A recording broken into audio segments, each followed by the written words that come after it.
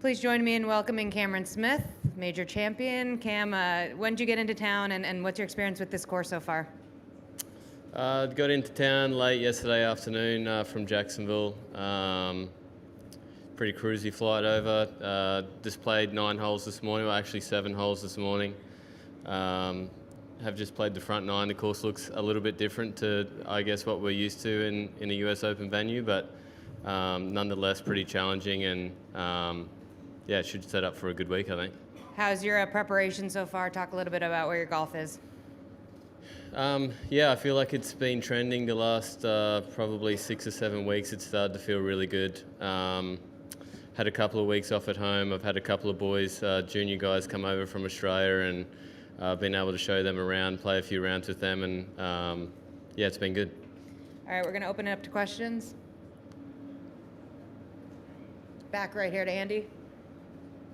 You said the course is different than usual U.S. Opens. Could you elaborate on how it's different?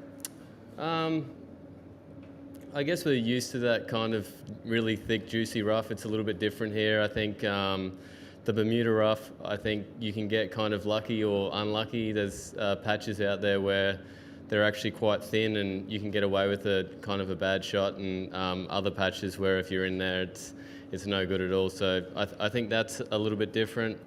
I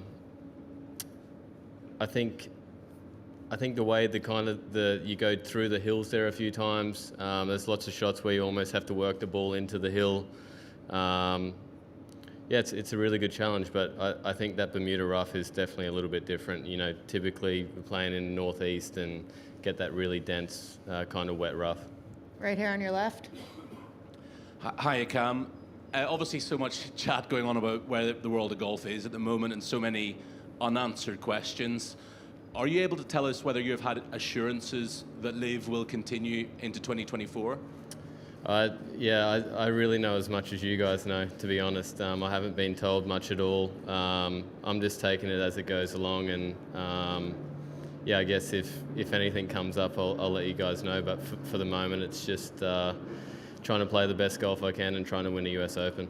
And I know we're dealing in hypotheticals here, but if LIV were to finish this year, would you want to return to the PGA Tour next year? Yeah, I mean, that's another pretty hypothetical question. I'm unable to answer that one. On the right, Adam. What was the reaction like with the other LIV players after the news broke last week, and when talking with your teammates and stuff? What was your kind of first reaction when you first saw the news? I guess the first reaction was, I thought it was kind of a joke that had come out. And then HE gave me a call and kind of explained what was going on. He didn't really explain too much. I think there's still a lot of stuff to be worked out, and as time goes on, we'll get to know more and more. But there's definitely a lot of curious players, I think, on both sides as to what the future is going to look like. You explained why it's going to be a different test with the golf course, but I'm curious, do you prefer that kind of test compared to a normal US Open test, or how do you think it's going to play out this week? I like to think that I play my best golf around kind of tough golf courses. I know kind of my US Open record isn't that great. For me, the driver has always been the one club where gets me in trouble, and the US Open and probably the PGA, the US PGA are really, you have to drive the ball strong, and I think that's where a golf tournament can get away from me, but the driver's starting to feel really good, and I think there's a few opportunities around here to make birdies, so I think that falls into my hands a little bit. Here on your right. Hi, Cam. Could get your thoughts on the par threes on this golf course, specifically number 15 and the dichotomy with the others? I played the front 9 today, so I can't elaborate on anything on the back 9. Can I just ask you any thoughts on a par 3 that could play as short as 90 yards or fewer? On 15, it can play 90 yards? That's good. I typically love short par 3s. I think, a lot of the greatest courses that we play around the world all have a short par 4 and a short par 3, and they can end up being, kind of the trickiest, I guess, as well. I'm looking forward to getting out there and seeing that.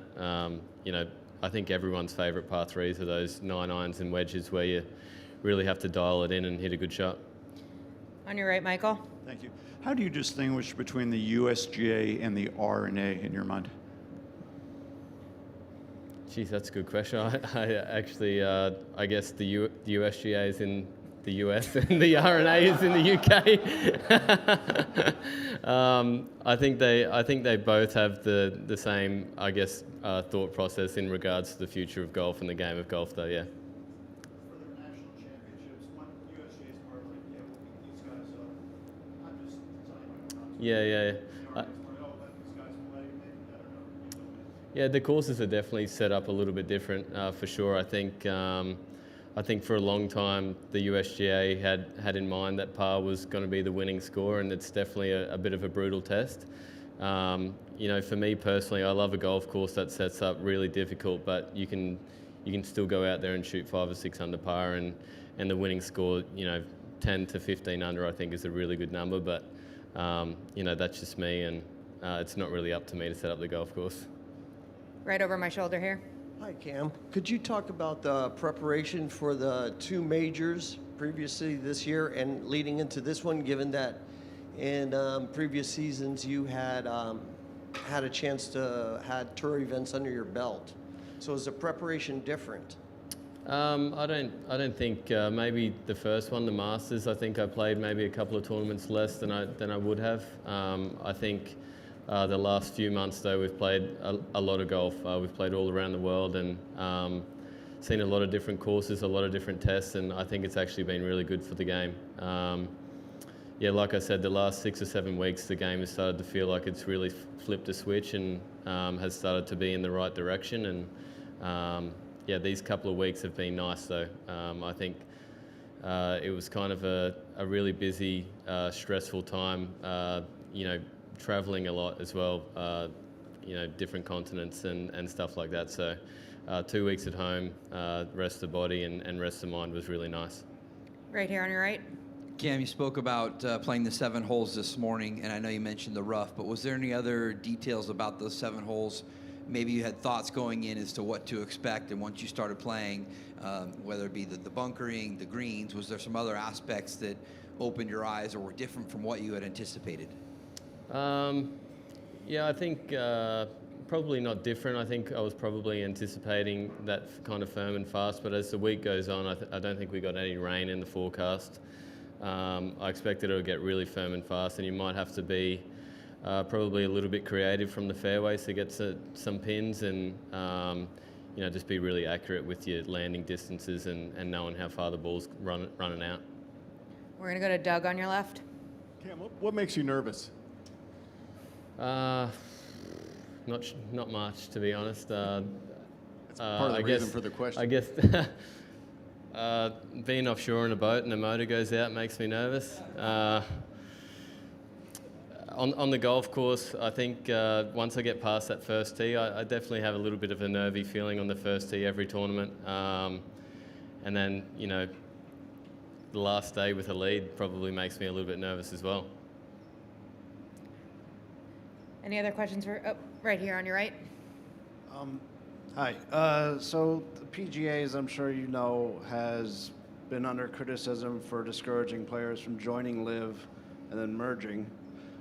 Did you feel, any confirmation that you had made the right decision by going to LIV upon the announcement of the merger? I think I've made the right decision anyway. I'm very happy with where I'm at. I obviously made that decision for a few different reasons, but it's too early to say, I think, with what's going to go on here. Like I said, I know as much as everyone else, and it's going to be interesting to see how the next kind of few months, maybe even year, kind of plays out. Stay on your right, back to Michael. Thank you. Phil Mickelson can complete the career Grand Slam here this week. Have you gotten to know him, and what's he like? Yeah, I mean, I've got to know him a little bit more. Phil, I think, likes to keep to himself a little bit. He's kind of had a lot of, I guess he's had a long career and a lot of people that have been, on his back for a long time as well. But I mean, it'd be awesome to see him do it this week.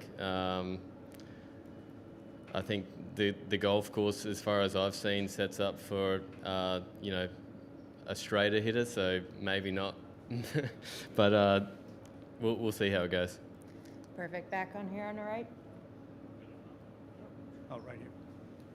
Up to Cam, Bob. was Yasser's call to you before the announcement or after? Did you know about it when he called? And when you did speak to him, did you have any questions for him? It was just before it went on CNBC. It was probably 10 minutes before. He said you can watch the interview if you like. I think he was probably calling a few different players, so the call was kind of short and sweet. But yeah, he kind of, I guess, didn't really explain much, but just kind of explained what was going to happen on that day, and there was still a lot of stuff to work out. Yeah. Perfect. Any other questions for Cam? Cam, thanks for your time. Good luck this week. Thank you.